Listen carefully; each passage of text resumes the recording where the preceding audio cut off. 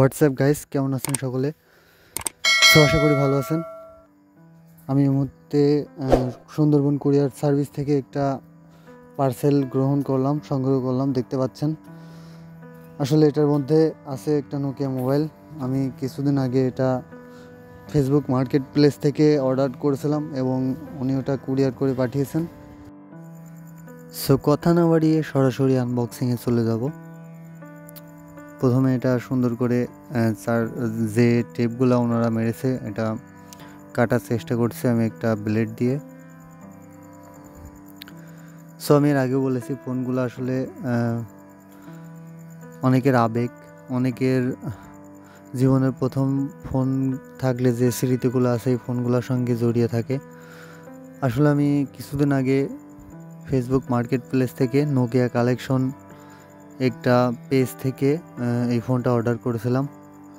আমি এর আগেও ওনার অ্যাড্রেস আমি আপনাদের সঙ্গে শেয়ার করেছি এবং এই ভিডিওর ডিসক্রিপশনে ওনার পেজটির লিঙ্ক দেওয়া থাকবে।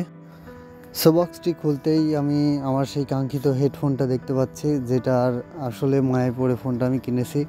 নোকিয়া E63 ফোনটা আমি এর আগেও একবার ইউজ করছি। আসলে নোকিয়া এই সিরিজের মধ্যে অনেক পপুলার একটি ফোন এটি। দেখতে পাচ্ছেন ফোনটার কন্ডিশন অনেক ভালো, আর হাতে নিয়ে নতুনের মতো একটা প্রিমিয়াম ভাব পাওয়া যাচ্ছে।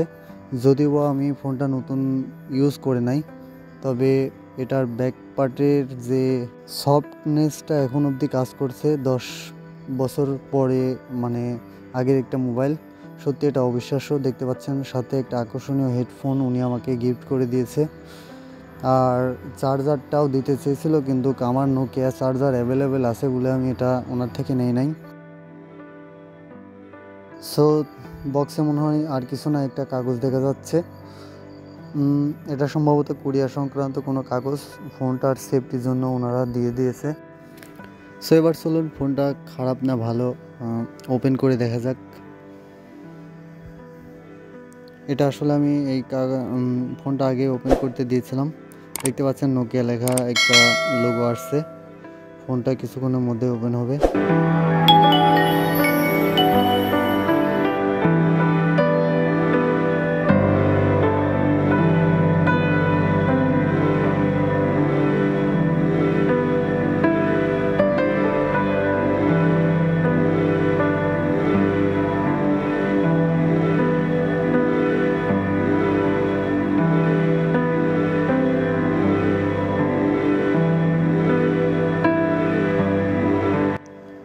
ফোনটা হাতে পেয়ে আমি প্রথমে যে কাজটা করলাম, দেখলাম ফোনের মধ্যে অনেকগুলা থিমস এবং অ্যাপ্লিকেশন, গেমস এগুলা ইনস্টল করা আছে।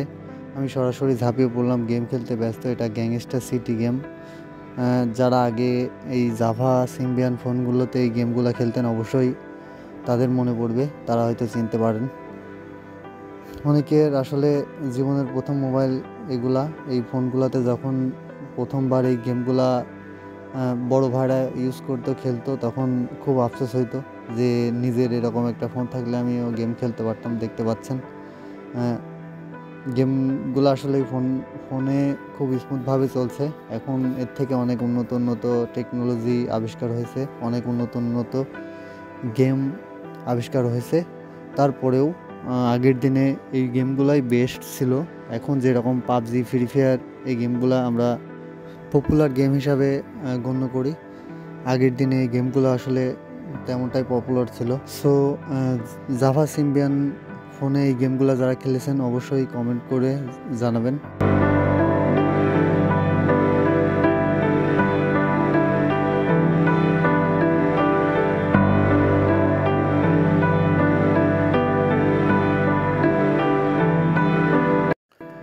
মোটামুটি গেমিং পারফরমেন্স যথেষ্ট ভালো আছে। এবার চলুন বিল্ড কোয়ালিটিগুলো আমি দেখি। হ্যাঁ, এই ফোনটার বিল্ড কোয়ালিটি এখনও অনেকটাই ফ্রেশ বলে ভুল হবে, এটা এখনও সুপার ফ্রেশ। আসলে নোকিয়া কালেকশন থেকে আমি এই পর্যন্ত যেগুলা জিনিসই কালেকশন করছি ওনার কথার সঙ্গে 100% মিল পেয়েছি, এবং উনি প্রত্যেকটি মোবাইল ফোন নিজে প্রথমে ইউজ করে 3 থেকে 4 দিন, তারপরে উনি মার্কেট প্লেসে অ্যাডগুলো পোস্ট করে।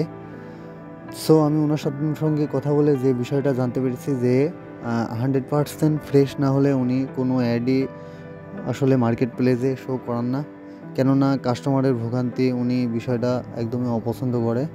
সো আজকের দিনে এরকম অনেস্ট মানুষ খুঁজে পাওয়া সত্যি আসলে দুষ্কর। হ্যাঁ, এটা 2011 সালে রিলিজ হয়েছিল। এই নোকিয়া E63 র্যাম হচ্ছে 437 MB। আসলে সে সময় এইগুলাই হচ্ছে অ্যান্ড্রয়েডের ভূমিকা পালন করতো মার্কেটে। নোকিয়ার রাজত্ব ছিল আসলে সে সময় অনেক বেশি। সো এটা আমি প্রথমবার খুললাম, এটা মেড ইন হাঙ্গেরি একটা ফোন দেখতে পাচ্ছেন, এবং বোর্ডটা দেখে বোঝা যাচ্ছে যথেষ্ট ফ্রেশ। আর আমি কিছুদিন এটা ইউজ করার পরে আরও একটা রিভিউ দেব, ইউজ ইন্টারফেস রিভিউ, যে ফোনটা আসলে কীরকম চলছে, কী অবস্থা, কোনো প্রবলেম আমি পেয়েছি কিনা। সো গাইজ, আবারও নতুন কোনো ভিডিওতে দেখা হবে। খোদা হাফেজ।